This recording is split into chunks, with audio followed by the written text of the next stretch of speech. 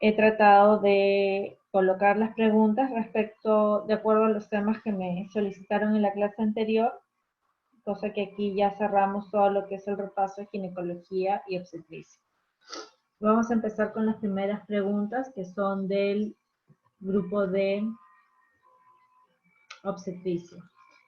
A ver, hay 6 participantes, las clases anteriores habían más, son 8 y 7. Le daremos un par de minutos más a los que faltan ingresar a la reunión, y si no ya comenzaremos. ¿Están de acuerdo? Vamos a esperar un par de minutitos.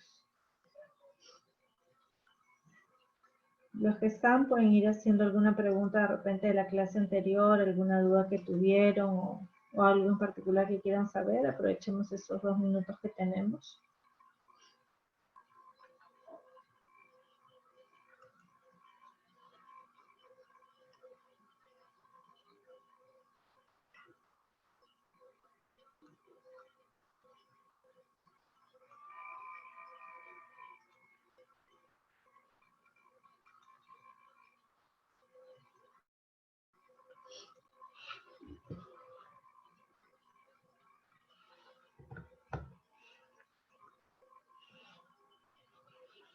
Muy bien, entonces vamos a empezar la reunión de hoy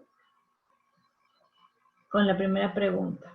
Vamos a mantener la misma dinámica de las clases anteriores. Yo formulo la pregunta, está dirigida respecto de un tema, luego hacemos la revisión de ese tema. Si tienen alguna duda en el momento, pueden escribir por el chat y ponen sus comentarios. Espero también sus respuestas en el chat. Las clases anteriores no todos respondían. Por favor, háganlo para, si genera alguna duda, ese es el momento de resolverlos. Este no es un examen calificado, es una clase para aprender en base a preguntas. Así que lancen nomás sus respuestas. Empecemos. Primera pregunta. 1.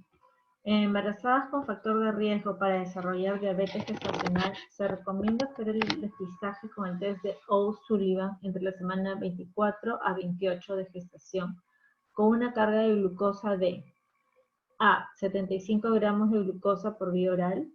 B. 100 gramos de glucosa por vía oral. C. 100 miligramos de glucosa por vía oral. D. 50 gramos de glucosa por vía oral. Marquen su respuesta, por favor.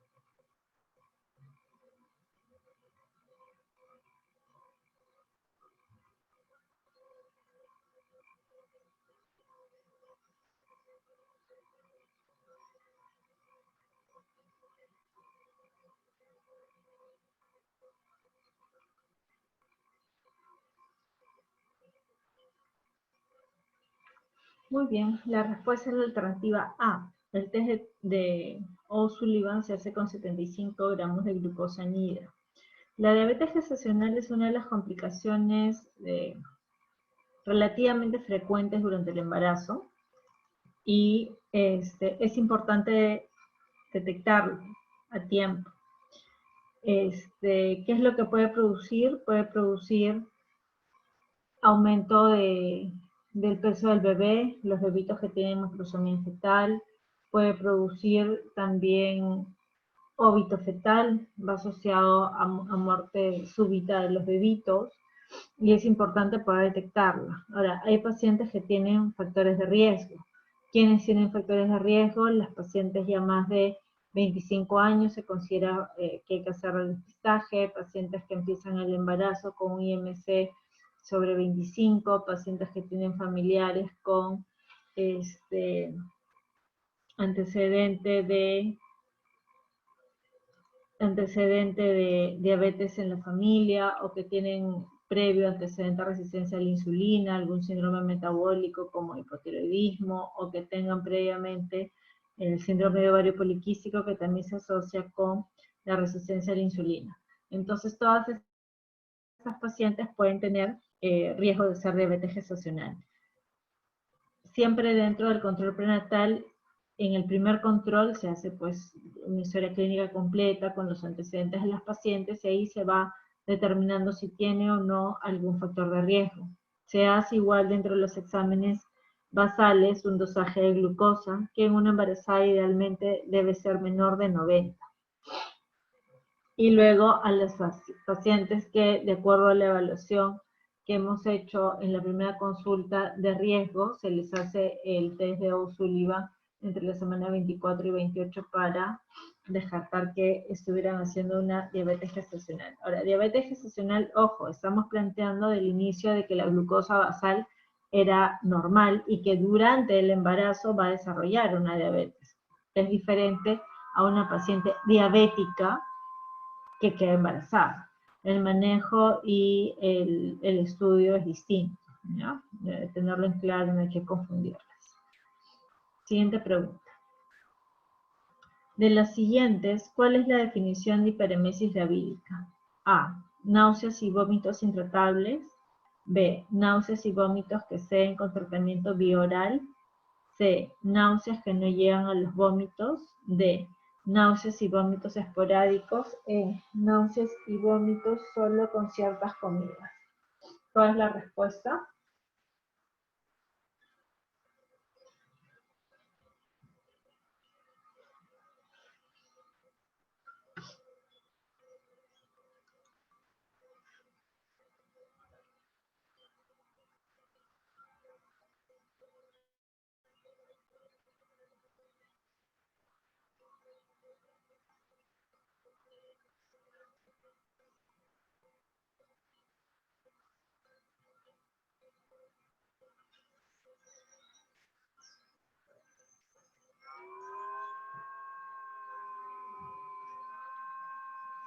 Vamos chicos, pongan sus respuestas.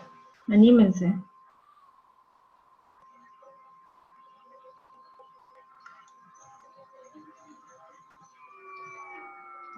Ya está con nosotros Luis Miguel, está María Cristina, está Patricia, Percy es el único que está respondiendo, Virginia, Anabelí,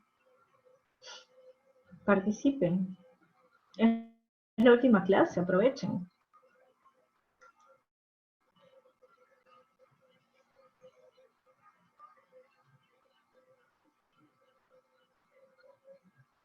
La respuesta correcta a esa pregunta es la alternativa A, náuseas y vómitos intratables. Ahora vamos a ver más adelante que hay grados para conocer, para definir la hiperemesis. Si bien es cierto, las náuseas y vómitos durante el embarazo son frecuentes, pero no todo vómito va a ser una hiperemesis. La parte de las náuseas y vómitos se llama emesis. Entonces, una hiperemesis es una emesis mayor, que ya conlleva algunas alteraciones en la paciente. Entonces, para esta respuesta es náuseas y vómitos intratables. Siguiente pregunta, también sobre hiperemesis, para luego hacer la revisión del tema. ¿Cuál de los siguientes enunciados corresponde a hiperemesis gravídica grave? Pérdida de peso corporal menor al 5%, signo de pliegue negativo, paciente con alteración hidroelectrolítica, ausencia de cetonas en el examen de orina, deshidratación leve. Marquen su respuesta, por favor.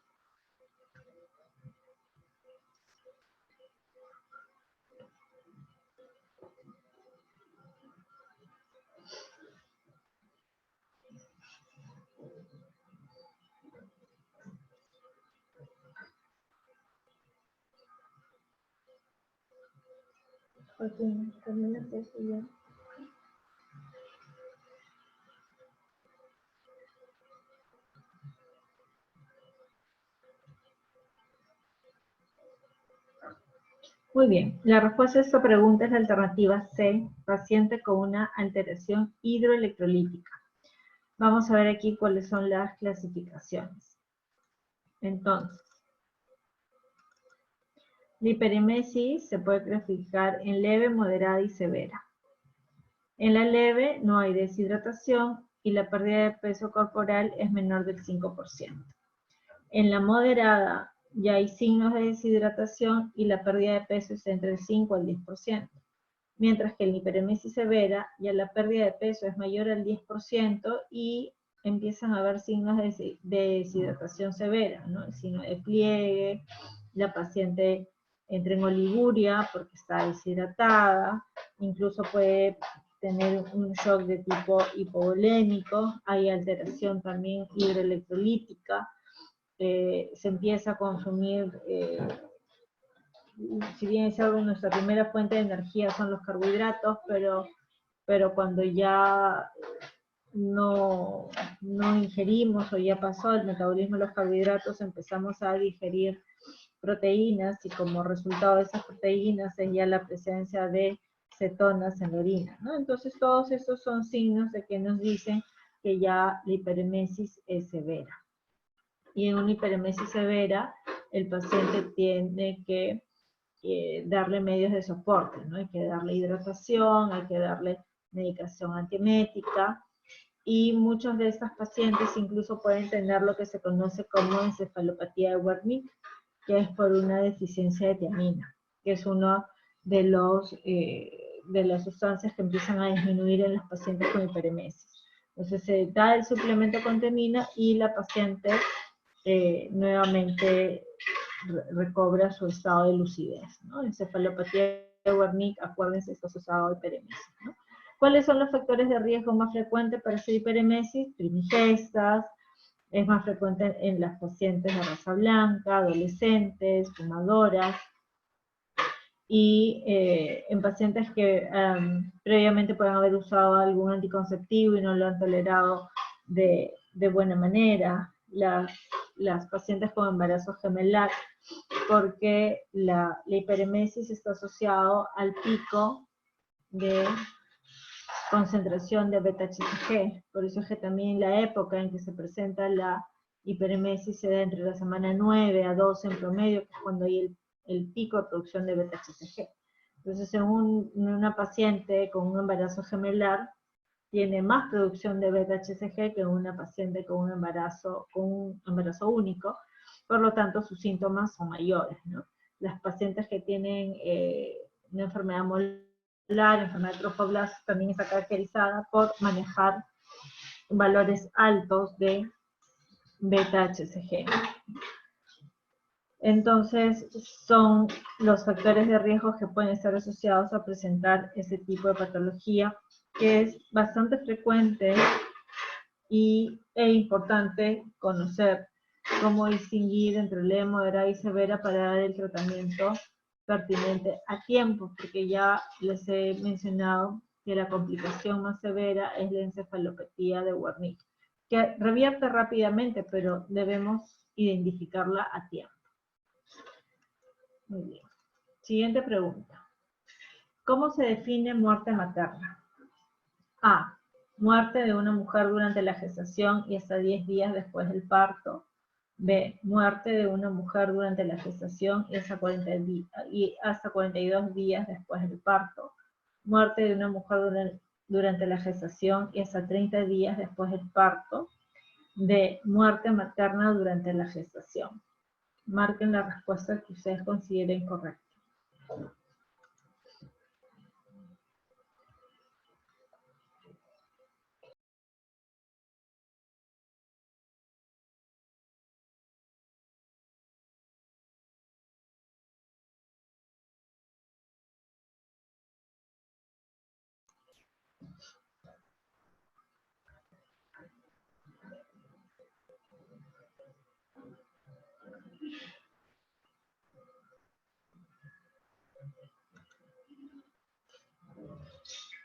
Muy bien, se considera una muerte materna la muerte de una mujer durante la gestación y hasta los 42 días después del parto, que es el tiempo que se conoce como el puerperio.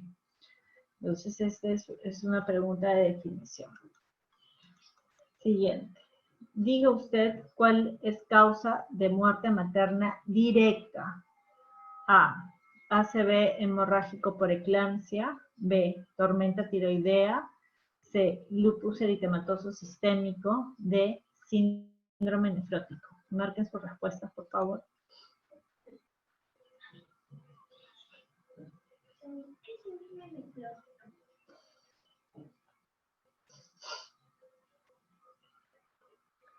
Muy bien, dentro de la clasificación de muerte materna, tenemos lo que es la muerte materna directa e indirecta. Muerte materna directa significa que está asociada a alguna patología propia del embarazo, mientras que una muerte materna indirecta está asociada a alguna enfermedad médica que pueda tener de fondo la paciente o algún accidente, algo totalmente ajeno al embarazo. En este caso, una muerte materna directa, el ACV hemorrágico por eclampsia. La eclampsia es una patología propia del embarazo. Entonces, la respuesta correcta de esta pregunta es la alternativa A. Tanto la paciente con tormenta tiroidea, lupus eritematoso, síndrome nefrótico, tiene una patología médica de fondo, que si bien es cierto, puede exacerbarse con el embarazo o complicarse, no es la causa primaria del embarazo. La causa primaria es una patología médica, mientras que el ACV hemorrágico por eclampsia, sí es la eclampsia una patología que está asociada directamente al embarazo. Entonces, esto es la definición de muerte materna, que lo vimos en la pregunta anterior. Lo pueden revisar, leer, son datos estadísticos. Y esto es lo que les mencionaba sobre las causas de muerte directa o indirecta, ¿no? Las directas que están asociadas a una complicación propia del embarazo, el parto o manejo. Por ejemplo, una muerte materna por un shock hipovolémico, por una atonía uterina, es una muerte directa. Una paciente que va en un bus y hay un accidente de tránsito y la paciente fallece producto de la contusión por el accidente, sería una muerte indirecta, ¿no? Entonces, es fácil poder diferenciar la una de otra, ¿no? Siguiente pregunta. Paciente de 41 años, GESA 3 para 1011 de 39,2 semanas, acude por emergencia refiriendo cefalea, además ve luces. A la evaluación se encuentra una presión arterial de 160/120, frecuencia cardíaca en 86, latidos cardíacos fetales en 114, no cambios cervicales. ¿Cuál es el diagnóstico más probable? A. Hipertensión transitoria. B. Hipertensión crónica. C. Preeclampsia con signos de severidad. D. Preeclampsia sin signos de severidad. ¿Cuál es su respuesta?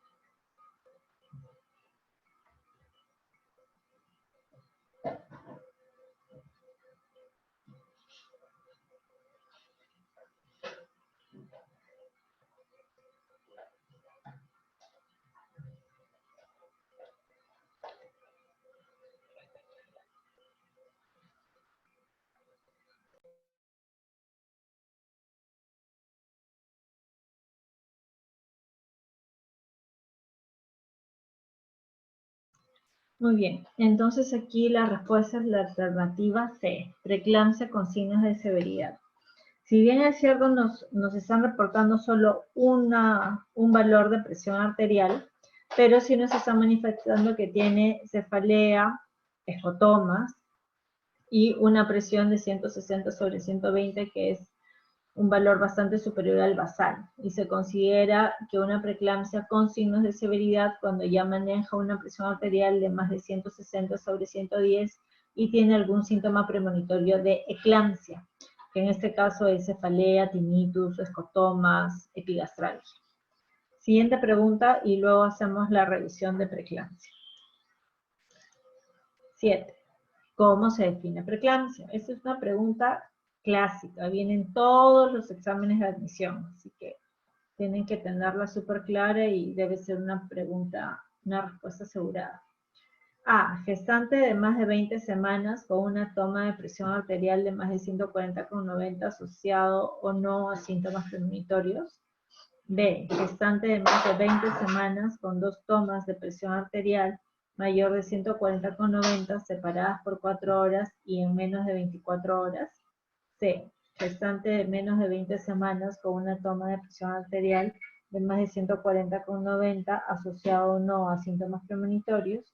Y D. Gestante de menos de 20 semanas con 2 tomas de presión arterial mayor de 140/90 separadas por 6 horas y en menos de 24 horas. ¿Cuál es la respuesta?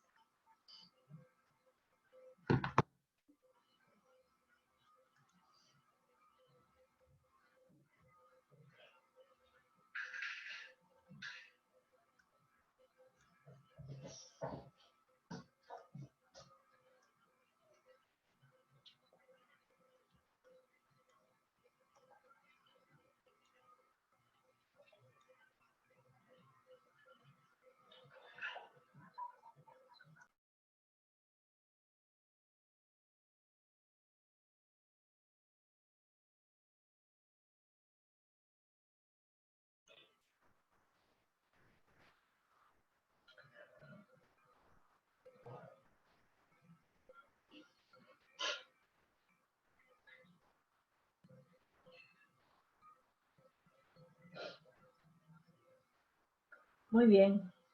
Entonces, como les dije, esta es la definición de preeclampsia. Y la alternativa correcta es la alternativa B. Una gestante de más de 20 semanas con 2 tomas de presión arterial que tenga más de 140/90 separadas por lo menos 4 horas y no más de 24 horas. Esa es la definición de preeclampsia. Entonces, si tenemos una paciente que viene a su primer control a la semana 10, le controlamos la presión y está elevada, y esa es una paciente ya hipertensa crónica. Entonces, por eso es importante controlar la presión arterial desde el primer control y manejar la hipertensión que tiene con el cardiólogo, metildopa, que es un antihipertensivo tolerado durante el embarazo. Diferente a la paciente que siempre tuvo sus presiones normales y recién después de la semana 20 empieza a hacer presiones altas, ¿no? Y como igual, en la primera consulta se toman datos de antecedentes familiares, hipertensos en la familia, pacientes primigestas adolescentes o pacientes primigestas de edad materna avanzada, son las que más factor de riesgo tienen para hacer preeclampsia, así como las pacientes que tengan también sobrepeso, que tengan alguna alteración del síndrome metabólico igualmente. Entonces, en estas pacientes es indicado incluso darle aspirina como un método preventivo. Esa es otra pregunta que podrían hacerle, ¿no? Que si se puede hacer algún tratamiento preventivo para una preeclampsia severa, es el uso de aspirina de 100 miligramos por día desde la semana 16. Pero recuerden que esa es la definición de preeclampsia. Y se mantiene la aspirina hasta la semana 36. Otra pregunta sobre preeclampsia o asociada a preeclampsia. En el síndrome de HELLP se caracteriza por aumento de niveles de plaquetas, disminución de transaminasas, trombocitopenia, disminución de niveles de bilirrubina. ¿Cuál es la respuesta correcta? Bilirrubina.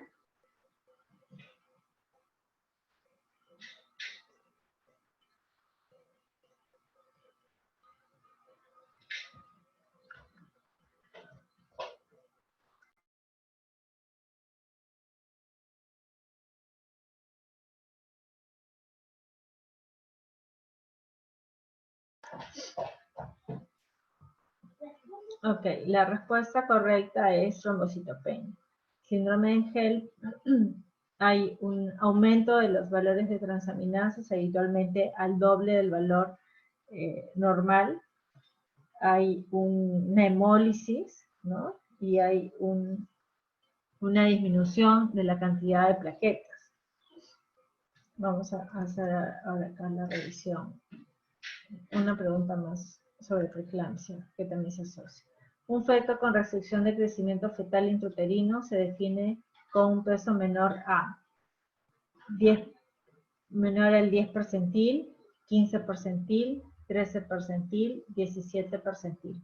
¿Cómo se define restricción de crecimiento fetal intrauterino? Marquen sus respuestas, por favor.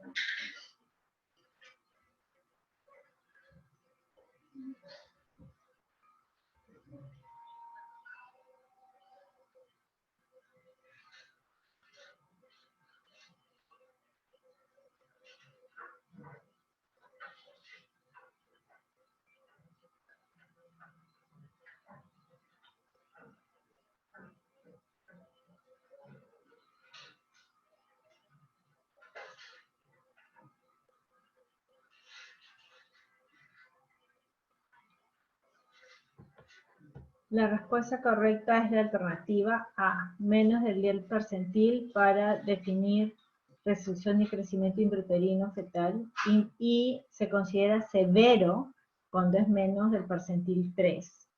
Pero para restricción de crecimiento fetal como tal es menor al percentil 10.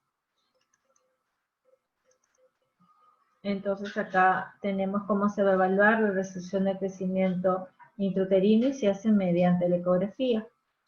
Si es mayor del percentil 10 es normal, un bebito sin restricción de crecimiento intrauterino.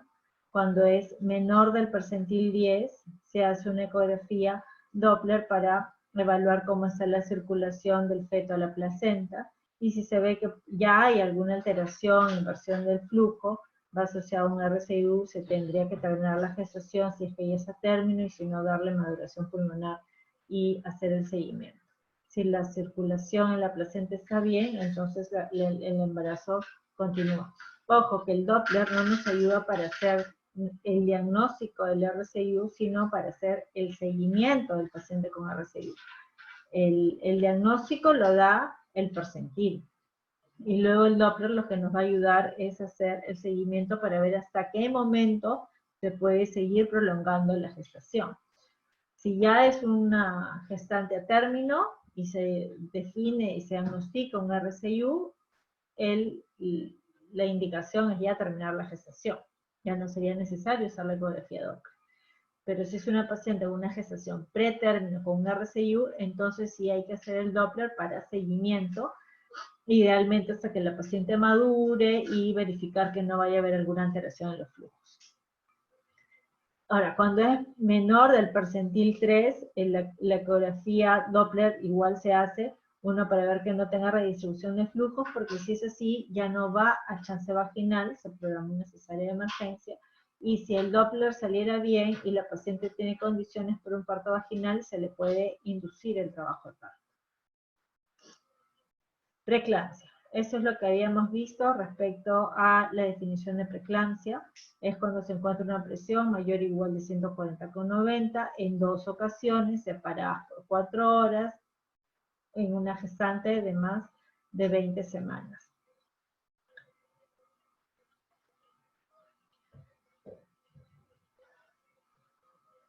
Y puede ir o no asociado al aumento de proteínas en la orina. Se considera un valor positivo mayor de 300 miligramos en 24 horas.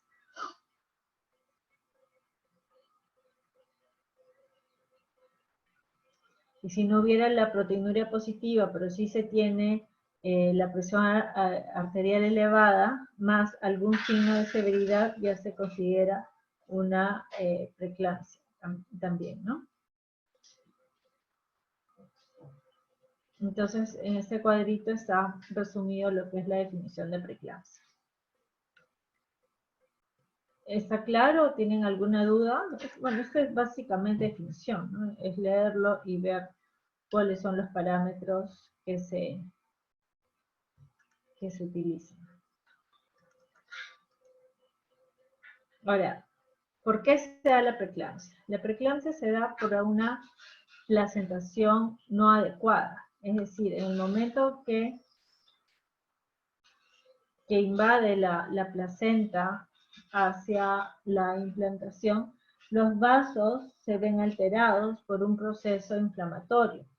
Entonces estos vasos, que son las arterias esperiladas, que deberían ser un poco más laxas, se hacen tensas, y eso por el proceso inflamatorio que se genera, y eso hace que aumente la resistencia vascular periférica en esa zona, y secundariamente se produce un daño a nivel del endotelio. Entonces, lo que genera la preeclampsia es una hiperperfusión, una isquemia placentaria.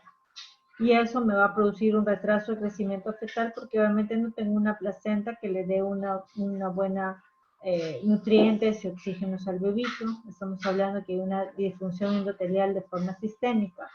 Eso me va a llevar pues a la hipertensión, la activación plaquetaria, cambios en el sistema nervioso central como cefalea y convulsiones. Dentro de los síntomas premonitorios de eclampsia, la cefalea es el signo que está más asociado a que la paciente haga eclampsia, ¿no? A que convulsione.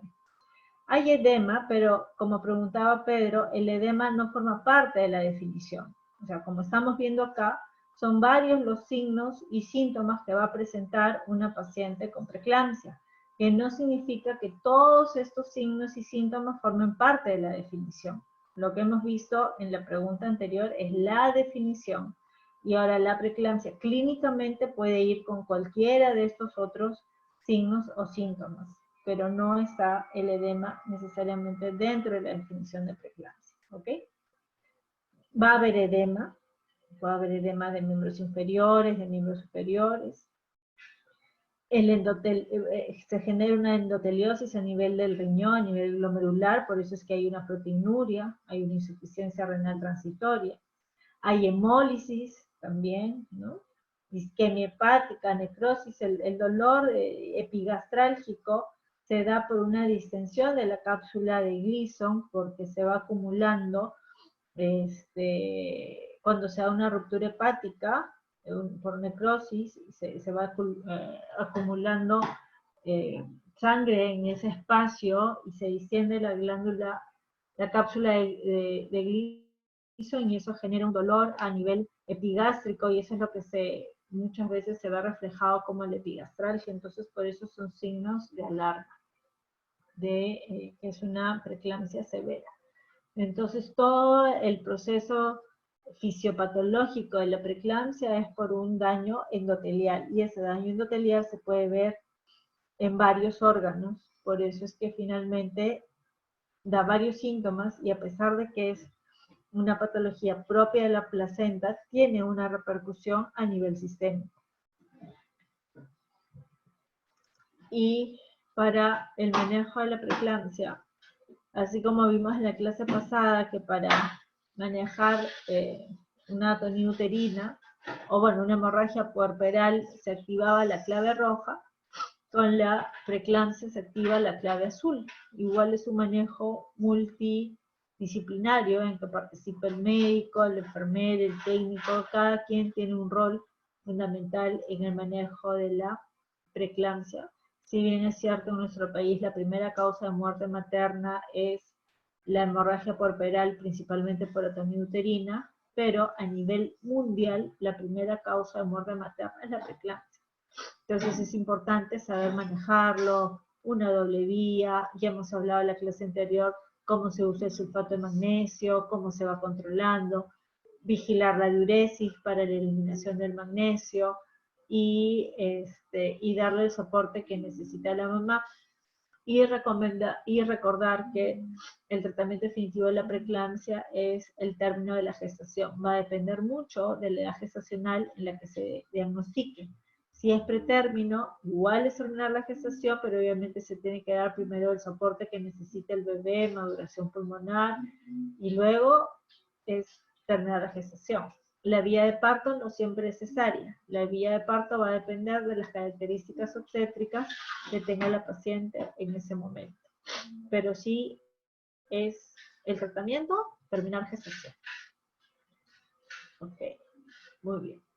Preguntas sobre preeclampsia, ¿ha quedado claro? Ese es un tema importante, si bien es cierto, he tratado de resumirlo en 4 preguntas, pero en base a lo que les he comentado, pueden hacerse jugar de varias formas las preguntas que le puedan poner, pero si tienen claro estas definiciones, porque básicamente son definiciones, yo creo que podrán responder cualquier tipo de pregunta que les coloque.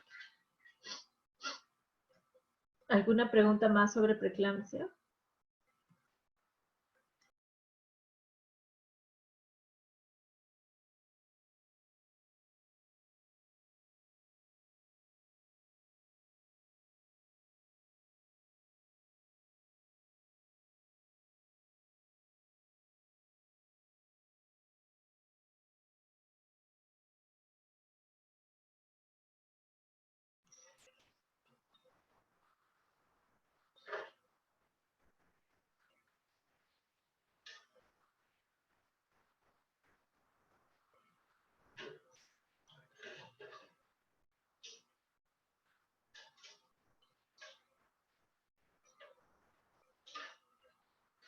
Para el tratamiento de la preeclampsia se usa, ya hemos visto el sulfato de magnesio, se puede usar nifedipino, también se puede usar antihipertensivos, el más seguro durante el embarazo es el alfa-metildopa.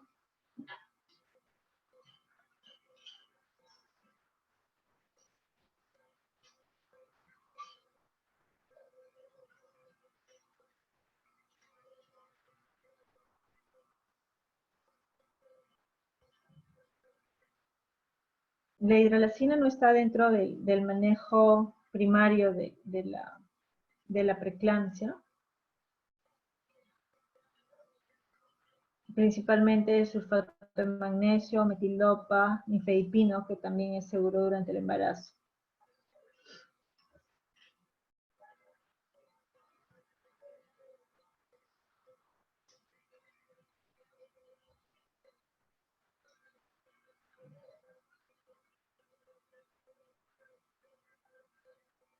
Siguiente pregunta.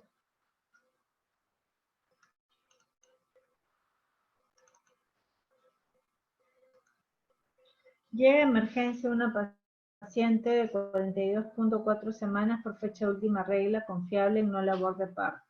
¿Cuál es su plan a seguir? A. Hospitalizar para término de gestación. B. NST, o sea, una prueba no estresante. Si está reactivo, entonces salta con signos de alarma y reevaluación en 72 horas. Perdón, ahí es C en vez de D. C. Perfil biofísico geográfico, si resulta 8/8, entonces salta con signos de alarma y reevaluación en 72 horas. E. NST y perfil biofísico, si resulta 10/10, entonces salta con signos de alarma y reevaluación en 72 horas. ¿Cuál es su respuesta?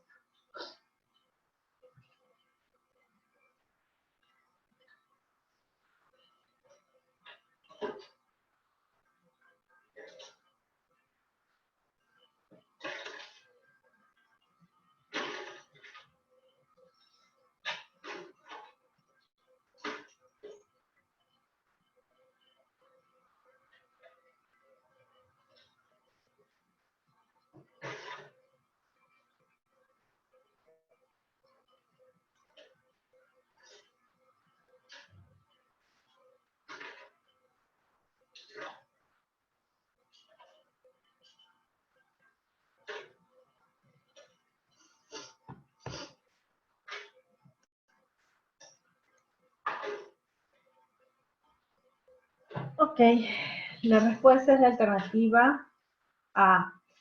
Hospitalizar para término de gestación, porque estamos hablando que es una paciente de más ya de 42 semanas. Ahora vamos, con las siguientes preguntas, vamos a hacer la revisión de lo que son las pruebas de bienestar fetal, que también son importantes que las conozcan. Siguiente pregunta. En una paciente con sospecha de insuficiencia útero-placentaria, se le da chance vaginal si el resultado de CCT es A, negativo, B, positivo, C, indeterminado, D, insatisfactorio. ¿Cuál es la respuesta?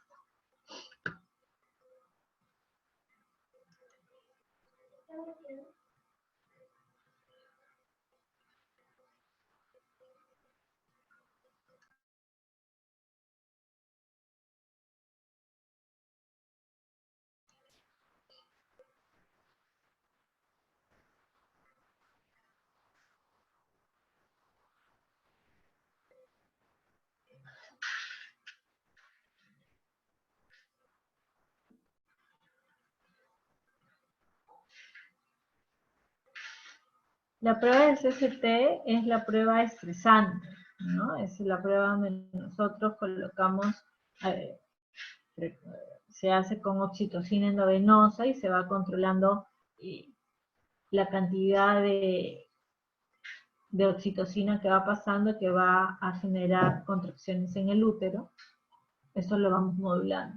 Entonces, conforme va apareciendo las contracciones uterinas, esperamos llegar más o menos a un patrón similar a lo que sería un trabajo de parto, que es 3 contracciones en 10 minutos, y se evalúa cómo se comportan los latidos cardíacos fetales bajo estas condiciones.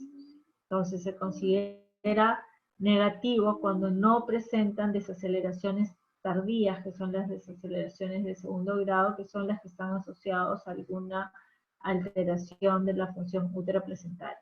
Entonces, para esta pregunta, si queremos entrar ya a un trabajo de parto con una paciente que tiene sospecha de insuficiencia útero-placentaria, se realiza el CCT. Si este CCT sale negativo, entonces la paciente podría intentar trabajo de parto. Siguiente pregunta. Gestante de 38,5 semanas en expulsivo. Durante monitoreo se observa disminución de latidos cardíacos fetales que coinciden con la contracción. ¿Qué tipo de desaceleración presenta? A. Desaceleraciones tipo 1. B. Desaceleraciones tipo 2. C. Desaceleraciones tipo 3. D. Desaceleraciones tipo 4. Marquen su respuesta. Desaceleración tipo 4. D. 1. ¿Será bien? Sí.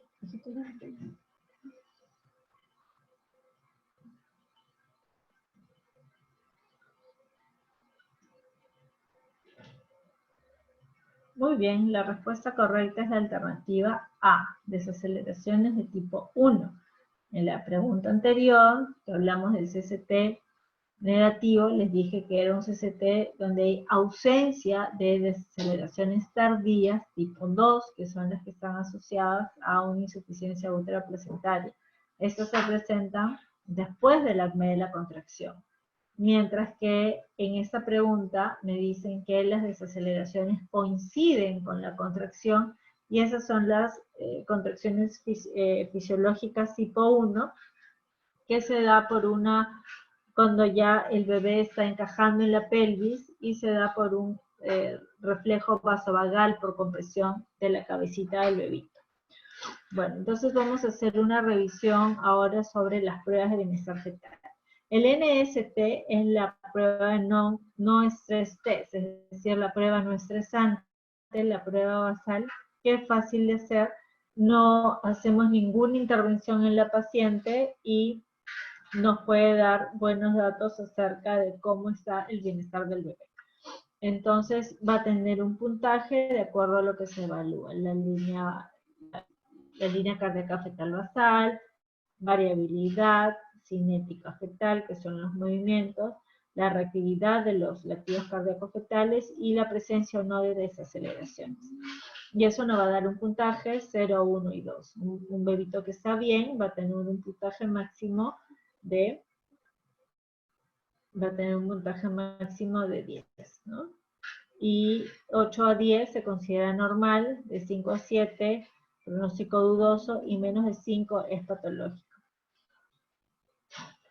Esta prueba de bienestar fetal, el NST, podríamos complementarla con la ecografía, que también es una prueba de bienestar fetal, el perfil biofísico fetal, donde también se evalúan los movimientos del bebé, movimientos respiratorios, la cantidad de líquido, ¿no? Y todo eso nos va dando un puntaje y finalmente nos va a decir si el bebé está con un buen estado de bienestar.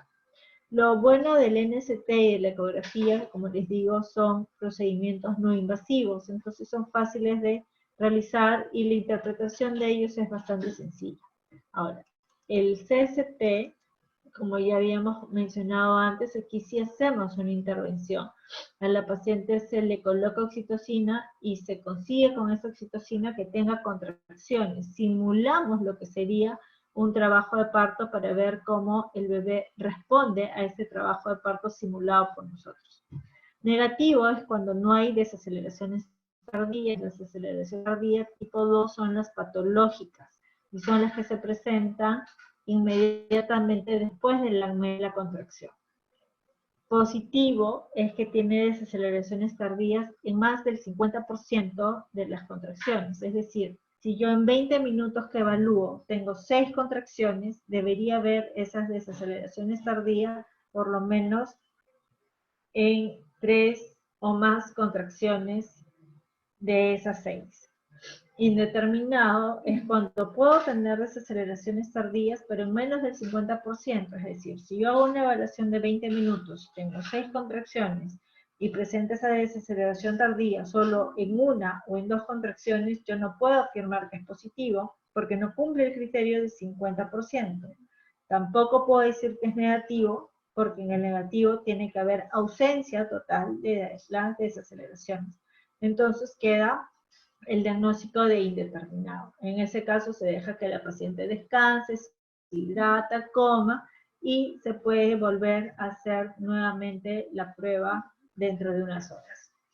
En la hiperestimulación pueden haber desaceleraciones, pero estamos ante una taquisistolia, es decir, tenemos contracciones cada 2 minutos, o sea, 5 contracciones en 10 minutos, entonces estamos con un útero que se está sobreesforzando, está trabajando mucho más de lo que debería trabajar y pudieran haber desaceleraciones, pero no porque realmente el bebito esté mal, sino porque ya lo estamos sobreestimulando. Recuerden que este CCT para el bebé sería como hacer nosotros una prueba de esfuerzo, entonces si ya se exige demasiado, puede que no.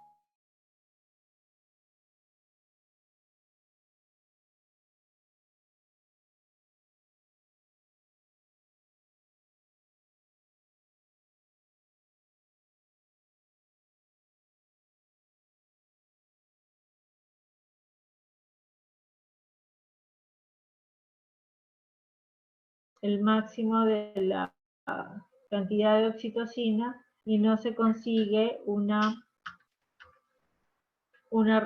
respuesta adecuada de las contracciones uterinas.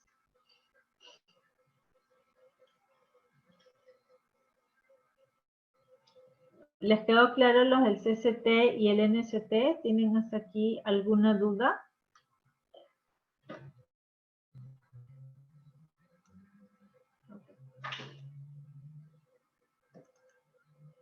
Eso es lo que les mencionaba de las desaceleraciones. Las aceleraciones de tipo 1 son fisiológicas, se da por un reflejo vasovagal cuando se da la compresión de la cabecita del bebito cuando está entrando al canal del parto, y son en espejo. Esta es la contracción, y conforme va aumentando la intensidad, que va como que ajustando la cabecita del bebé, se va dando la desaceleración. Desaceleración se define como una disminución de los latidos cardíacos fetales, más o menos 15 latidos, y que esta desaceleración se mantenga por lo menos 15 segundos. En las desaceleraciones tardías tenemos que después, cuando llega aquí al acme de la contracción, al pico, ahí empieza la desaceleración. Igual, disminuyen los latidos por lo menos 15 latidos por minuto y eso se mantiene por lo menos 15 segundos, pero empieza inmediatamente después del acme de la contracción.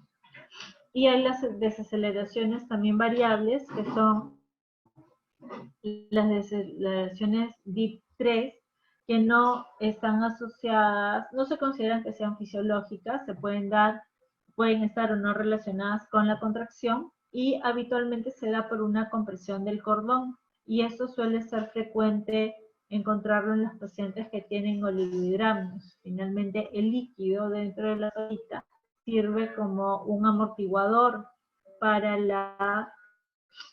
tono del músculo y contra el bebito, ¿no? Y si hay poco líquido, entonces está más expuesto todo, inclusive el cordón, y es frecuente ver por eso en los pacientes con oligohidramios que puedan tener desaceleraciones de tipo 3.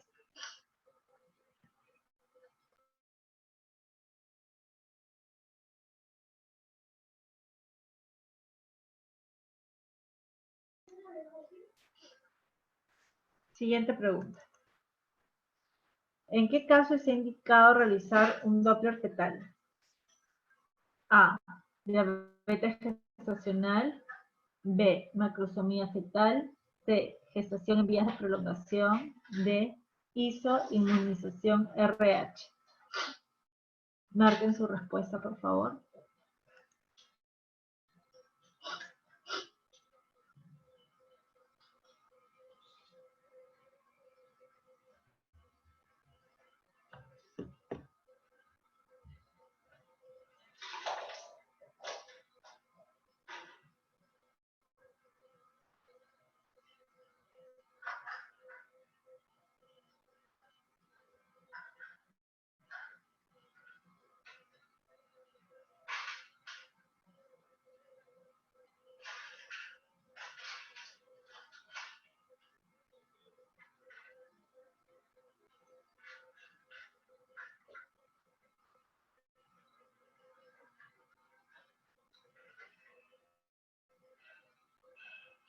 Muy bien, la alternativa correcta es la D. En los casos de inmunización RH, este es indicado hacer un Doppler porque necesitamos verificar que el bebito puede tener una anemia fetal y eso se evalúa mediante la medida de la velocidad de flujo para determinar si es que hay algún caso de anemia fetal. Vimos que en la gestación de vías de prolongación, como en los casos anteriores, en ningún momento hemos hablado de restricción de Doppler, hemos hablado de CCT, NST, perfil biofísico fetal ecográfico.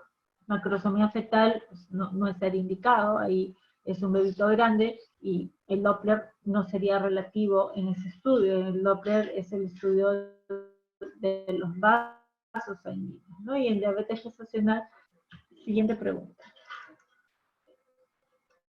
En el monitoreo fetal intraparto, ¿qué categoría se asocia a normalidad? MIP1, MIP2, MIP3, MIP4. Marquen su respuesta correcta, por favor.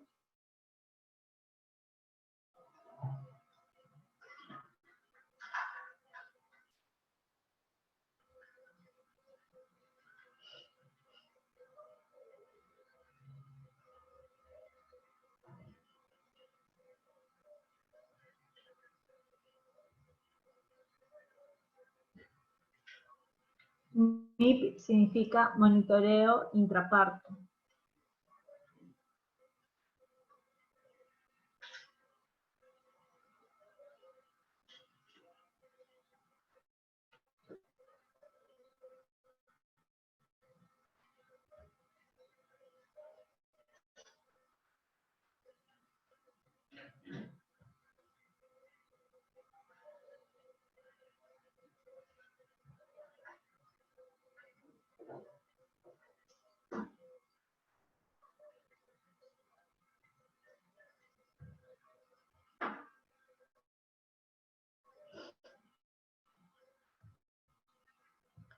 Muy bien, acá la respuesta correcta es la alternativa A, MIP1.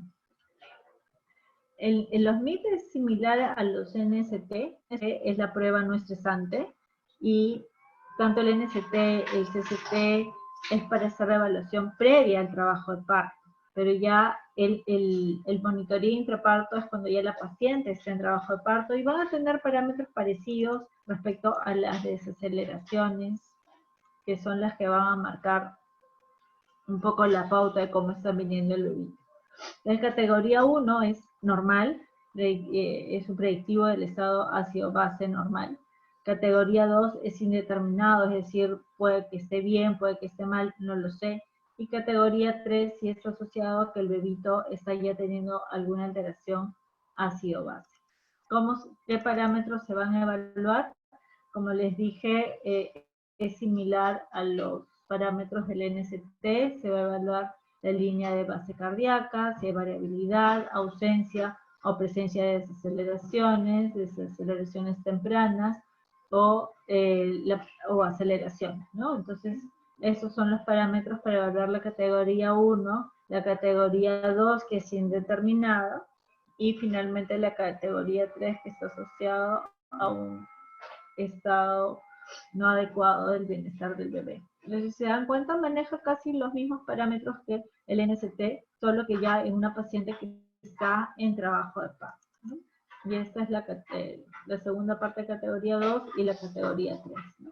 Entonces, el patrón sinusoidal, que ya ha venido en alguna pregunta, es parte de la categoría 3 y está asociada a alguna alteración del bebito, y en ese caso la conducta es el término de la gestación por la vía más rápida. Si la paciente está en trabajo de parto, es una primigesta que está en 2 o 3 dilatación, pues entonces la vía será cesárea. Entonces, si una paciente multigesta que está en 10 dilatación o 9, va a terminar igual en vía vaginal, pero quizá podría ser el parto instrumentado con vacuum o alguna ayuda para acortar el tiempo del trabajo de parto. Esta es una clasificación relativamente nueva, pero que ya la estamos usando desde hace unos 5 o 6 años más o menos, ¿eh? Ya no es tan nuevo. Siguiente pregunta. ¿De qué depende la periodicidad del control prenatal? A, de la edad gestacional. B, del trimestre de gestación. C, del centro de atención. D, de los factores de riesgo. Marquen la respuesta que les parezca adecuada.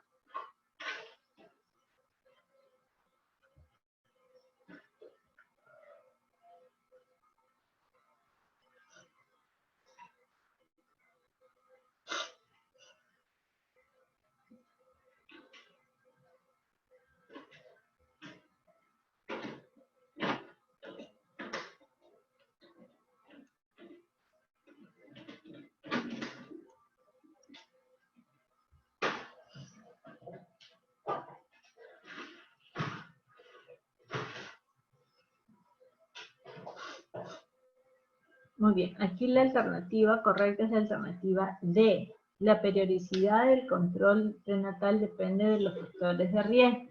Diferente es que dentro del cronograma de control prenatal se establece que en los primeros meses es cada 30 días y que después de la semana 32 es cada 2 semanas y después de la semana 36 es semanal hasta el parto. Esa es para una paciente de bajo riesgo, pero lo primero que tenemos que determinar es si estamos con una paciente de bajo riesgo o una paciente de alto riesgo.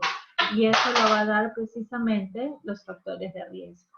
Entonces, si yo tengo una paciente de bajo riesgo, voy a manejarla bajo este esquema. Pero si tengo una paciente con factores de riesgo aumentado, probablemente sus controles van a ser más seguidos. ¿Ok? ¿Quedó claro por qué es en base a los factores de riesgo? ¿Sí? Muy bien. Siguiente pregunta.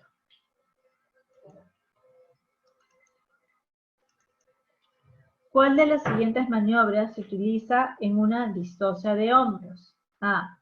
Ripken. B. Gredé. C. McRoberts. D. Johnson. Marquen la alternativa correcta.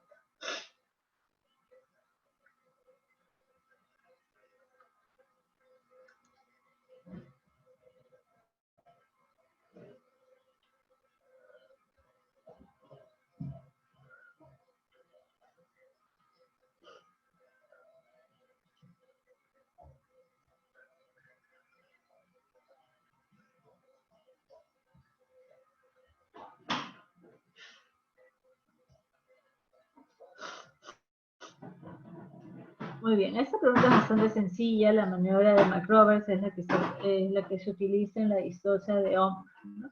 La maniobra de Röntgen es la maniobra que hacemos cuando el bebé está coronando y se hace, se lleva hacia la parte posterior de la cabecita el tejido del periné, ¿no? Esa es la maniobra de Röntgen. La maniobra de Credé se utiliza para la extracción de la placenta y la maniobra de Roberts es la que se usa para distocia de hombros. Ahora, para la distocia de hombros tenemos varias maniobras. Acá les pongo el nombre de todas, que probablemente pueden preguntar para alguna de ellas. La más conocida es McRoberts, porque son las que se realizan en el primer nivel de atención. Sin embargo, también está maniobra de Mansati, Robin Woods, que es la del sacacorcho, que no se hace en un primer nivel de atención, eso ya lo tiene que hacer una persona con más experiencia, Jacquemier, Gaskin, y en el tercer nivel finalmente se puede llegar hacia la fractura clavícula del bebito, hacer una sinfisiotomía, que es un corte a nivel de la sínfisis del pubis, Sabanelli, que es regresar al bebito dentro de la panza y volver a darle la vuelta y tratar de sacarlo, y finalmente una histerotomía. Pero habitualmente las maniobras que le van a preguntar por ustedes para los exámenes de admisión no les van a preguntar en qué consiste cada maniobra, pero sí por lo menos que conozcan los nombres de las maniobras de distocia de hombros, ¿no? Primer nivel, McRoberts, Mansati son las más frecuentes sobre las que se pregunta. Siguiente pregunta. ¿Cuál es la definición de fiebre puerperal? A. Temperatura mayor de 38 grados en los primeros días de puerperio, excepto en las primeras 24 horas. B. Temperatura mayor de 38 grados en el primer día de puerperio. C. Temperatura mayor de 38 grados en los primeros 42 días de puerperio, excepto las primeras 24 horas. D. Temperatura mayor de 38 grados en los primeros 3 días de puerperio. Marquen la alternativa correcta.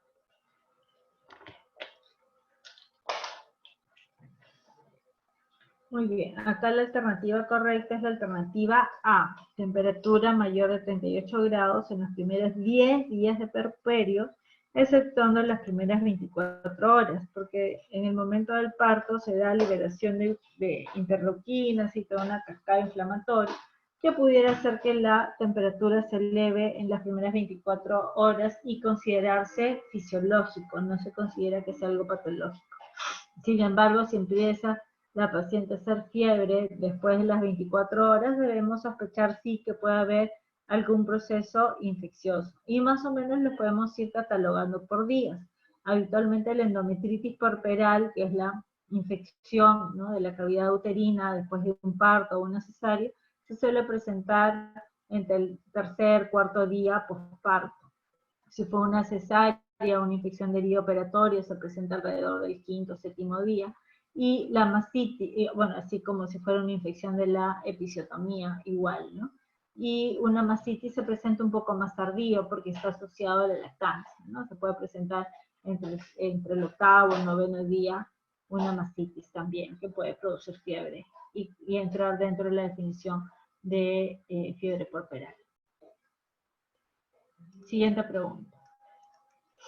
¿Cuál de las siguientes situaciones es contraindicación absoluta para la lactancia materna? A. Galactosemia. B. Mastitis. C. Celulitis de pezones. D. Tuberculosis en tratamiento. Marquen su respuesta.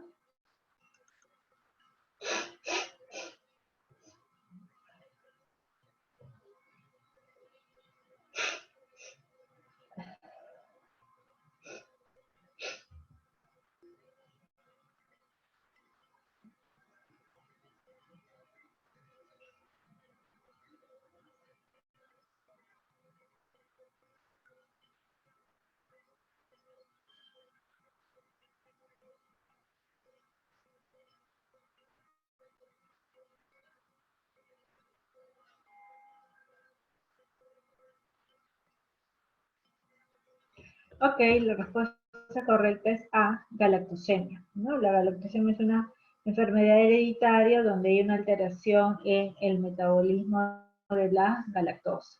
La mastitis no es una contraindicación, la celulitis de pezones tampoco, y tuberculosis siempre y cuando la paciente no esté recibiendo tratamiento o esté activa la tuberculosis. ¿Hasta qué edad se recomienda la lactancia materna exclusiva? A, hasta los 3 meses, B, hasta los 6 meses, C, hasta los 9 meses, D, hasta los 12 meses.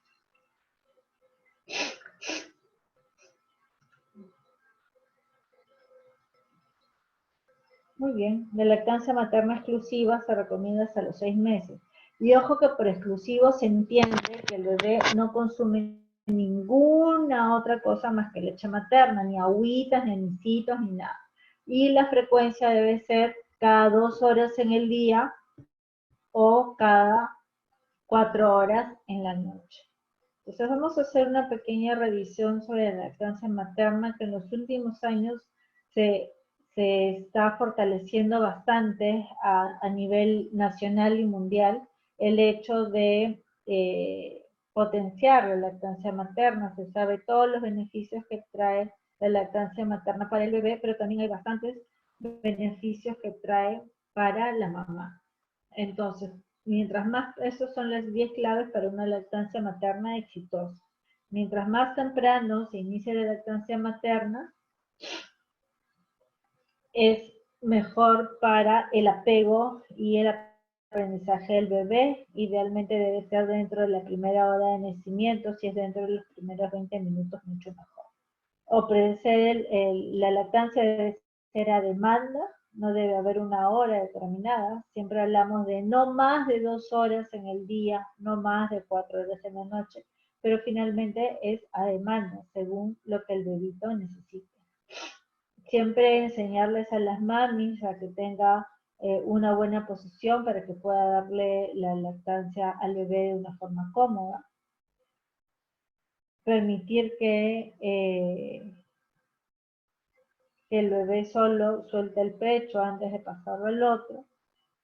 La mamá va a producir leche en función de la succión del bebito. O sea, en verdad, esa frase que se dice, no, yo no tengo leche, ya sabemos que no es así. La producción de leche básicamente depende de que la mamá tenga un buen nivel de hidratación, pero sobre todo de la succión frecuente del bebé. Mientras más succione el bebé, más producción de leche va a tener la mamá. Obviamente hay que evitar los suplementos, fórmulas, aguas, ¿no? Biberones, chupones, y enseñarle a la mami pues a estar tranquila y que no necesariamente todo llanto del bebito significa que esté con hambre. Entonces, vamos a revisar aquí cuáles son las ventajas de la leche materna para la mamá. Favorece la recuperación postparto, disminuye, ayuda a disminuir el sangrado. Como conversamos en la clase anterior, es la oxitocina, la hormona que interviene en la eyección de la leche. Y esa misma oxitocina actúa a nivel del útero para que el útero se contraiga, involucione y vuelva a su tamaño normal. Por lo tanto, mientras más leche da la mamá, más oxitocina produce, más rápido el útero vuelve a su tamaño normal y por lo tanto disminuye antes también el sangrado. Y por lo tanto el riesgo de hacer anemia, ¿no? Entonces todo es una secuencia. Previene el cáncer de mama y de ovario. El cáncer de ovario lo previene porque durante todo el tiempo que está dando de lactar, mientras más tiempo se dé, se retrasa más el inicio de la menstruación, por lo tanto no hay ovulación. Recuerden que cada ovulación se rompe la superficie del ovario y se genera una cicatriz. Entonces a más cicatrices, más riesgo de que alguna de estas células o estos crecimientos celulares puedan estar asociados al crecimiento de alguna célula mala. Y bajo ese mismo concepto, los anticonceptivos, que lo que hacen es inhibir la ovulación, son también protectores para cáncer de ovario. Beneficios fisiológicos: la oxitocina es la hormona de la felicidad. Un abrazo hace que se libere oxitocina y todos nos sentimos bien. Y la lactancia de igual manera. Facilita la pérdida de peso, se consume casi 500 calorías diarias según una paciente que está dando de lactar, y esto ayuda a que la paciente vuelva a recuperar rápidamente el peso que tenía previo al embarazo. También disminuye el riesgo de osteoporosis frente a lo que se pensaba antes que se perdía calcio. Por el contrario, la lactancia materna ayuda a la movilización de depósitos óseos que aumentan los niveles de calcio en la sangre y por lo tanto que va hacia los huesitos, ¿no? Y también hay menor riesgo de hipertensión cuanto mayor tiempo de lactancia está dando la mamá. Entonces, como ven, la lactancia materna es buena para el bebé y es buena para la mamá. ¿En qué situaciones no se puede dar de lactar? Hay contraindicaciones absolutas. Tenemos el VIH, leucemia humana de células T, galactosemia, deficiencia primaria congénita de lactasa, agentes quimioterápicos, agentes antimetabólicos, heroína, cocaína, marihuana, ¿no? Y algunos psicotrópicos como el lorazepam. Algunas otras situaciones que requieren evaluación, que no son absolutas, aquí las pueden tener. Por ejemplo, la mastitis no es una contraindicación absoluta, ¿no? Se tendría que evaluar cuáles son las condiciones de la mamá en ese momento, un prolectinoma tampoco, en fin, aquí lo pueden revisar. Hábitos que se deben controlar y evitar durante el embarazo, obviamente embarazo y lactancia, obviamente el alcohol y el tabaco, y otras falsas contraindicaciones que antes se asumían que no podían dar a lactar, pero que ahora sabemos que no es así, que es la diabetes, los implantes con siliconas, los pezones invertidos, hepatitis A, hepatitis B, o infecciones agudas comunes. Entonces estas no son contraindicaciones. Las únicas contraindicaciones son las que vemos en el primer cuadro. Siguiente. ¿Cuál de los siguientes es un factor de riesgo para el desarrollo de hiperemesis gravídica? A. Intolerancia a los anticonceptivos orales combinados. B. Embarazo ectópico. C. Adecuado apoyo familiar. D. Pacientes sin antecedente de hiperemesis gravídica en embarazos anteriores. E. Multiparidad. ¿Qué marcarían ustedes?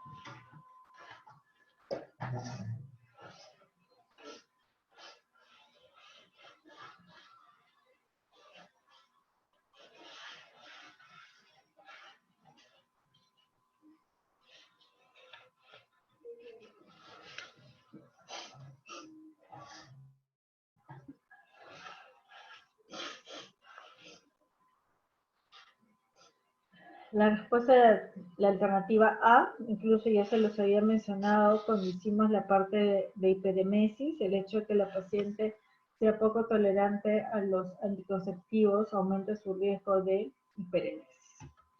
Muy bien, hasta aquí hemos hecho la revisión de obstetricia.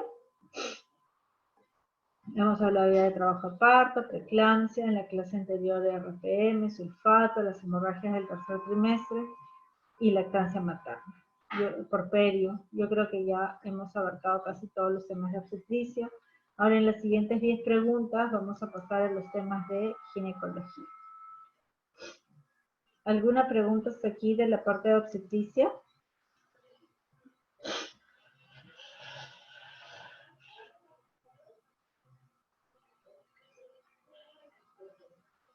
Ok, entonces pasemos a ginecología. Siguiente pregunta.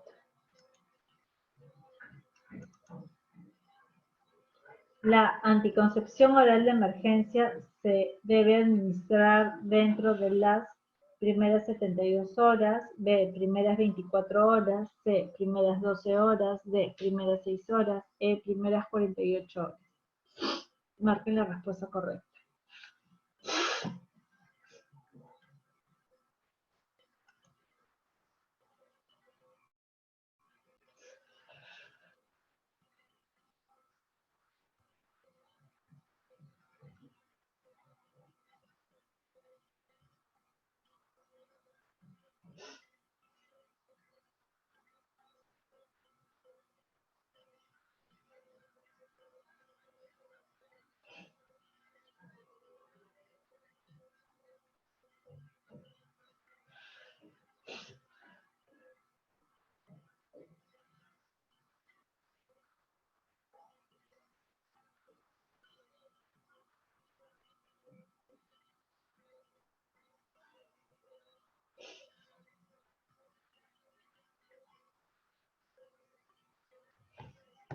Muy bien. La respuesta correcta es la alternativa A, en las primeras 72 horas. Ahora, idealmente debería ser en las primeras 12 horas, pero como máximo hasta 72 horas se puede dar la anticoncepción de emergencia. Para terminar la parte de obstetricia, pregunta Pedro, ¿cómo se valora el perfil biofísico fetal? Los parámetros que se evalúan es el tono corporal del bebé, movimientos corporales, movimientos respiratorios y la medida del índice de líquido amniótico. Esos son los 4 valores o los 4 parámetros que se evalúan en el perfil ecográfico fetal para determinar el bienestar del bebé. Muy bien, siguiente pregunta. La anticoncepción oral de emergencia se debe a... Esa ya era, disculpa. 22. ¿Cuál de los siguientes tratamientos se usa como anticoncepción de emergencia? A. Píldoras anticonceptivas de levonorgestrel en una dosis única de 1.5 miligramos o bien 2 dosis de 0,75 miligramos separadas por 12 horas. B. Píldoras de dienogés de 2 miligramos, 2 tabletas juntas, dosis única. C. Píldoras de desogestrel de 75 miligramos, 4 tabletas, dosis única. D. Píldoras de dienogés de 2 miligramos, 4 tabletas, dosis única. ¿Cuál es la respuesta correcta?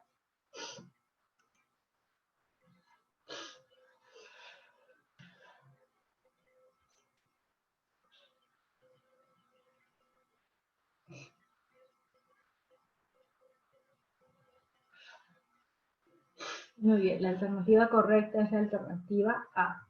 Y eso es importante que lo sepan para la vida, ¿no? Como médico general, todos podríamos atender en algún momento a alguna paciente que haya sido pues, víctima de alguna agresión sexual en la que se tiene que dar tratamiento anticonceptivo de emergencia y es claro tener el medicamento y la dosis, ¿no?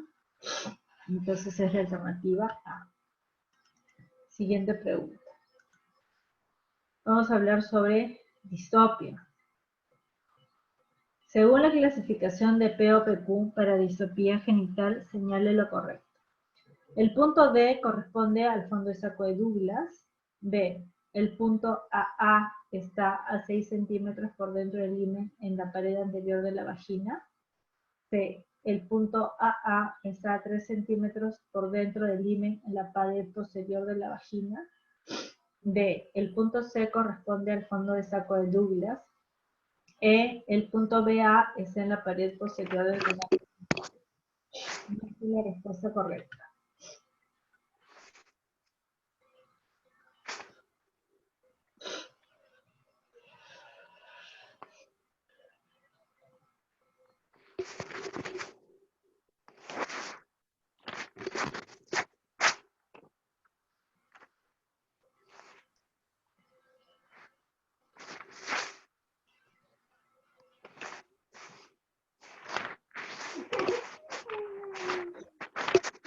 ¿Alguien tiene encendido su micrófono?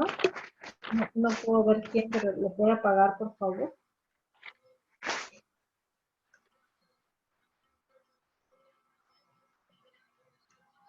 Gracias.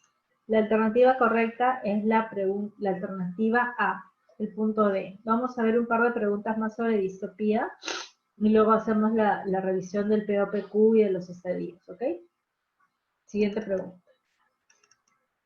Una paciente presenta un descenso de la pared vaginal anterior. El punto AA y el punto BA llegan al himen. El punto C llega a 3 centímetros por dentro del himen y el punto BP queda 2 centímetros por dentro del himen. La longitud de la vagina es de 8 centímetros. En este caso, según la clasificación POPQ, el grado de prolapso pélvico es estadio 1, estadio 2, estadio 3, estadio 4. Marquen la respuesta que les parezca correcta.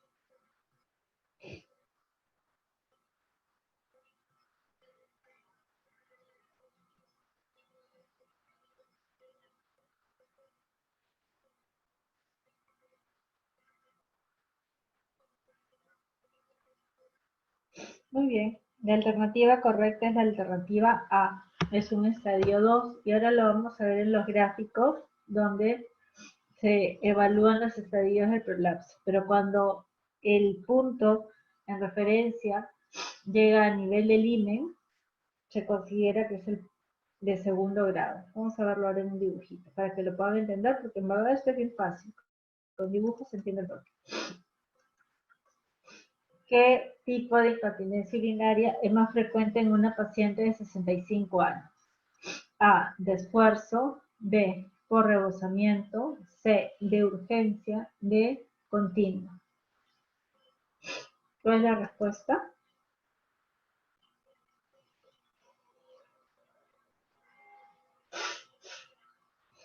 Así es, la incontinencia que está asociada a la disopía genital, que es lo frecuente en las pacientes en la etapa de climaterio, es la incontinencia de esfuerzo.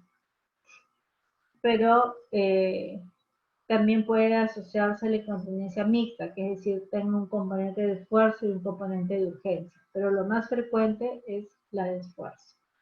Entonces vamos a hacer ahora la revisión del POPQ, que es súper fácil. Este es el famoso POPQ. Y estos son los puntos que anatómicamente se evalúan. Entonces, aquí en el cuadrito lo tienen. Voy a ampliarlo un poquito para que lo vean mejor. Aunque igual eso les va a quedar a ustedes para que le den una revisadita. Es súper fácil. Los puntos son puntos anatómicos. El punto A, AA. Siempre A de acá es pared anterior. Y la P de acá es pared posterior. Más cercano al himen son los puntos A, más hacia adentro los puntos B. El C, que es el labio anterior del cervix, C de cervix, y el punto D, donde saco de Douglas, ¿no? D de Douglas.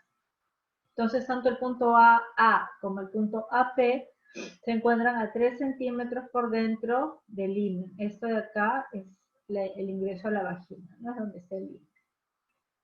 El punto BA es la porción más distal o inclinada de la pared vaginal anterior, esta parte de aquí, que vendría a ser más o menos el punto medio entre el punto AA y el punto C.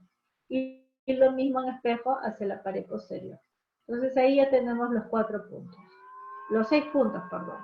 AA, AP, BA, BP, el punto C y el punto D. Entonces ya tenemos en la línea superior es todo lo que es pared anterior, más el punto C, que también es el labio anterior, o sea, todo lo que es anterior en la primera línea. En la última línea, todo lo que es posterior, el punto AP, el punto BP y el punto D. Y luego, en la parte central, son las medidas. Tenemos el hiato urogenital, que es la medida desde la mitad del meato uretral hasta la línea media posterior del himen. Luego tenemos el cuerpo perineal, que es de donde termina el himen hasta donde empieza el ano, y la longitud total de la vagina. Entonces, una vez que nosotros tenemos claros cuáles son estas medidas, dónde están ubicados estos puntos, vamos a poder evaluar los estadios. ¿Hasta aquí está claro? ¿Les ha quedado claro dónde se colocan los puntos? ¿Sí? Ok. Entonces ahora vamos a ver los estadios. Entonces los estadios van a depender de cómo se mueven estos puntos. Estadio 0 es el basal. Está todo en su sitio tal y cual como se muestra en este gráfico. El estadio 1 va a ser cuando uno de los puntos siempre se evalúa de acuerdo al punto que más cae, el punto más lejano. El punto 1 se encuentra por dentro del canal vaginal, pero más de 1 centímetro por dentro. Es decir, por ejemplo, el punto AA cae, pero no llega hasta el nivel del himen, sino se queda por dentro del canal vaginal a una distancia mayor de 1 centímetro. Todo lo que va por dentro de la vagina se considera signo negativo y todo lo que va hacia afuera del himen se considera signo positivo. Entonces, si este punto AA que está a 3 centímetros del IME, entonces sería un puntaje de -3. Baja a -2, es un estadio 1. ¿Ok? El estadio 2, que es el de la pregunta, te dice que el punto más distal va a llegar a una distancia de -1 o de +1. ¿Qué significa eso? Que este punto AA, por ejemplo, llega hasta -1, puede estar en 0, 0 se considera a nivel del IME, o +1, es decir, que sale hasta 1 centímetro por fuera del IME. Entonces, todo eso se considera el estadio 2. Desde -1, pasando por el 0, hasta +1, estadio 2. ¿Hasta ahí estamos bien? Está fácil, ¿verdad? Luego, el estadio 4, me salto el 3 y ahora les voy a decir por qué. Me voy al estadio 4. El estadio 4 es cuando está en función de la longitud total de la vagina -2. Por ejemplo, si mi vagina mide 8 centímetros y eso está saliendo hasta 7 centímetros, 6 centímetros, ya sería un estadio 4, porque estaría casi saliendo toda la longitud de la vagina. Vean eso como si fuera una media que se va saliendo así y se va dando la vuelta. Entonces, esta vagina va a salir así. Entonces, cuando esto todo esté hacia afuera en una distancia de la longitud total de la vagina -2, entonces eso sería el estadio 4. ¿Y por qué más salté el estadio 3? Porque el estadio 3 sería el intermedio, que no sea el 2 y que no sea el 4. Es decir, que protruya más de 1 centímetro, pero que además sea menos de lo que es la longitud total de la vagina -2. Es decir, si mi vagina mide 10 centímetros, -2 sería 8. Entonces, si yo tengo una protrusión en +2, +3, +4, +5, +6, +7, sería un estadio 3. Y ya si tengo una protrusión +8, +9, +10, sería el estadio 4. ¿Quedó claro? Porque eso es todo, ¿eh? Es súper fácil. Y luego en función de eso se empieza a jugar. Lo único que hay que tener en cuenta es que cuando les pongan que una paciente ha tenido histerectomía, en el punto D ya no va número, va solamente una rayita. Pero no creo que ese sea el caso de ustedes, eso ya se les pregunta a los alumnos ya de la especialidad. Pero de todas maneras se lo comento para que lo sepan. Entonces, como ven, el POPQ es súper fácil. Solamente tienen que recordar en la línea superior todo lo que es pared anterior y el C, que es el labio anterior del cervix. En la parte posterior del cuadrito, lo de abajo, todo lo que es pared posterior y D de Douglas. Y al centro van las medidas de las partes anatómicas. El hiato urogenital, el cuerpo perineal y la longitud total de vagina. Teniendo formado el cuadrito, pasan a los estadios. Estadio 0, el basal. Estadio 1, la protrusión queda por dentro del canal vaginal en menos de una distancia de 1 centímetro. El estadio 2 está entre -1 centímetro, 0 hasta +1. El estadio 3 desde más de +1 hasta la longitud total de vagina -2, y el estadio 4 sería la longitud total de vagina -2 hasta el final. ¿Les ha quedado claro el POPQ o tienen alguna duda?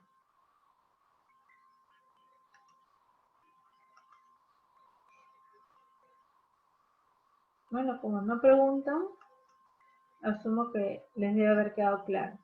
Igual les va a quedar el cuadrito para que luego lo repasen con calma, pero miren que es bien fácil, ¿no? Es súper fácil.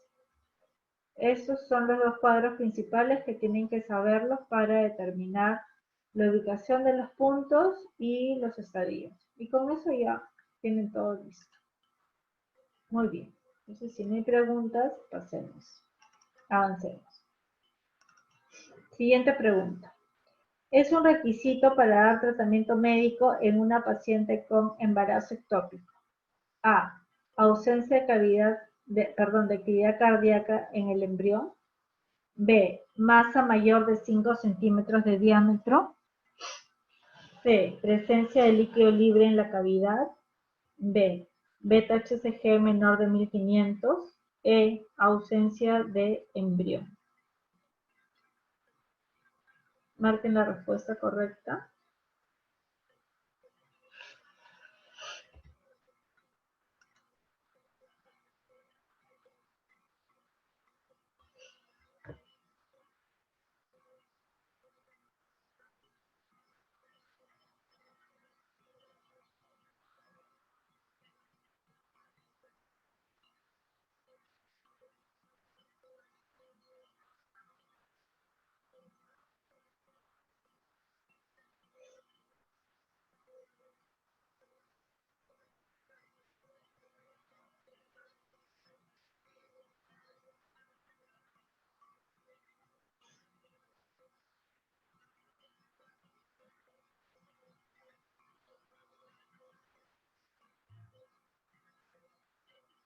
Muy bien, la alternativa correcta es la alternativa A.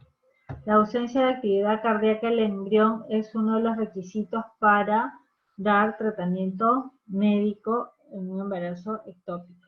Ahora vamos a revisar cuáles son los otros criterios. Se sospecha de embarazo ectópico cuando en ecografía transvaginal no se ve saco gestacional en cavidad uterina y la paciente tiene una beta-HCG como mínimo en 1500, 3000, 4500, 5000, 6500. Marquen la respuesta correcta.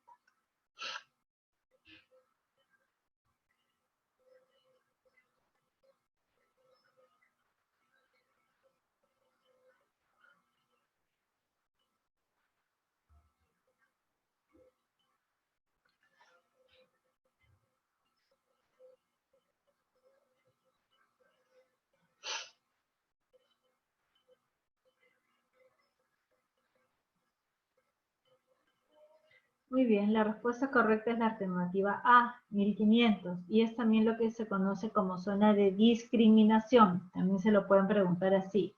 Entonces, en una paciente, para recién poder diagnosticar un embarazo ectópico, debe tener como mínimo 1500 de valor de beta. Si tiene 1500 y no se ve una gestación intrauterina, entonces se define embarazo ectópico. Ahora, hay que ver dónde se puede haber ubicado el embarazo ectópico, que es algo que también les pueden preguntar un poco, es la frecuencia. Lo más frecuente del embarazo ectópico es la implantación de un embarazo fuera de la cavidad uterina, por eso se llama ectópico. Y se puede colocar en el cérvix, en el ovario, en la trompa, es la zona más frecuente donde se puede implantar el embarazo ectópico. ¿Por qué? Porque la fecundación se da aquí en la trompa. Y si finalmente se da la fecundación aquí y se empieza la replicación celular y luego va a migrar mórula, blástula, va a migrar hacia la cavidad uterina para finalmente implantarse aquí en el día 10 de fecundación y no se da este proceso de traslado del óvulo fecundado hasta el útero, entonces se queda implantado aquí en la trompa, por eso es que es la zona más frecuente. Y dentro de la trompa, la zona más frecuente de implantación es la zona ampular. También podrían preguntarle eso, ¿no? Entonces, si yo ya tengo una paciente con 1500 de beta y no veo que hay un saco dentro del útero, hago la definición de embarazo ectópico, que puede ser cervical, ovárico, intersticial, abdominal, pero lo más frecuente es en trompa, ¿ok? Entonces, para el tratamiento médico, ¿qué indicaciones se deben cumplir? La paciente debe estar hemodinámicamente estable, debe tener una beta menos de 5000, idealmente, no haber actividad cardíaca en el feto, y la masa ectópica ser menor de 3.5 centímetros. Contraindicaciones, obviamente una paciente inestable, que ya se haya roto el embarazo ectópico, que haya líquido libre en cavidad, lo que nos indica secundariamente que hay un hemoperitoneo, ¿no? Finalmente, recuerden que la zona más frecuente es acá en la trompa tiene un lumen y eso va creciendo, entonces va creciendo, va creciendo, va creciendo, la trompa se va estirando hasta que llega un momento en que ya no se puede dilatar más y finalmente se rompe y se da una solución de continuidad. Entonces, al romperse, sangra y ese sangrado pues produce hemoperitoneo, el hemoperitoneo secundariamente produce inestabilidad hemodinámica, ¿no?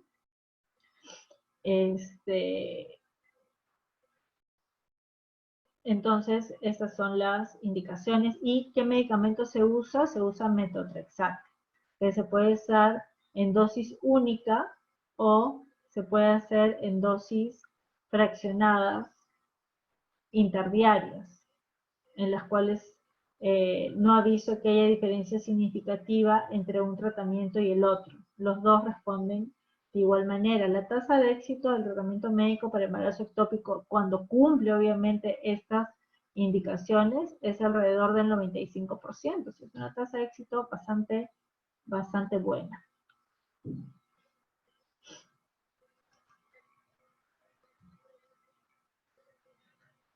La ubicación no está dentro de los criterios de tratamiento médico, ¿no? Porque incluso, por ejemplo, hasta si entramos a hacer una cirugía y a veces no está ubicada en la trompa, por ejemplo, que es lo más frecuente y está en abdomen, en ovario, pero la paciente está estable y todo, se prefiere dar tratamiento médico porque vas a entrar a una exploración quirúrgica y por ahí que ni siquiera lo encuentras, ¿no?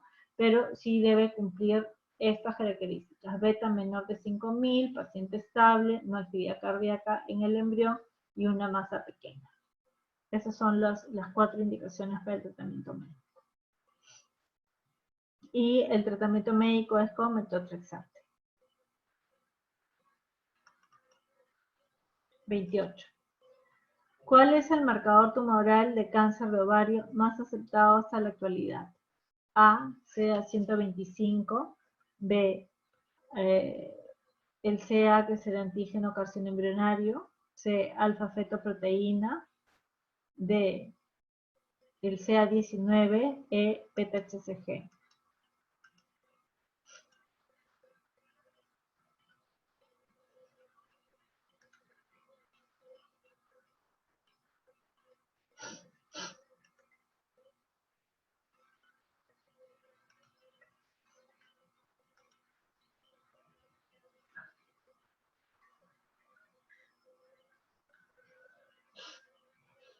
Okay. Entonces es el CA125, el marcador tumoral de ovario más aceptado en la actividad para cáncer. Pero hay que tener en cuenta que el CA125 no solamente se eleva en cáncer de ovario, sino también en patologías como la endometriosis, por ejemplo.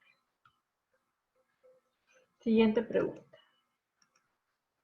Los ceratomas se caracterizan por A, ser quistes de contenido líquido, B, ser quistes de contenido heterogéneo, grasa, pelos, dientes, C, ser quistes de contenido hemorrágico, D, ser quistes asociados a malignidad. ¿Cuál es la respuesta correcta?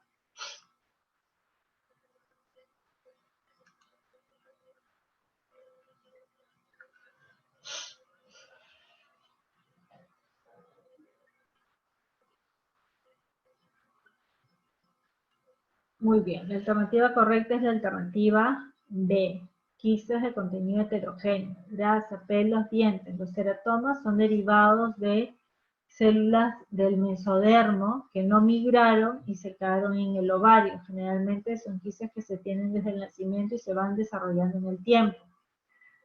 Los quistes de contenido hemorrágico principalmente son los endometriomas o el cuerpo lúteo hemorrágico, ¿no? Que es el que queda después de la ovulación. Los quistes de contenido líquido son los quistes serosos. Entonces los teratomas son heterogéneos, grasa, pelos, dientes, que han quedado, células del ectodermo en el ovario, que es derivado del mesodermo. ¿Cuáles son los quistes de ovario más frecuentes? Disgerminomas, teratomas, quistes serosos, D, tumor de células de la granulosa teca. ¿Cuál es la respuesta?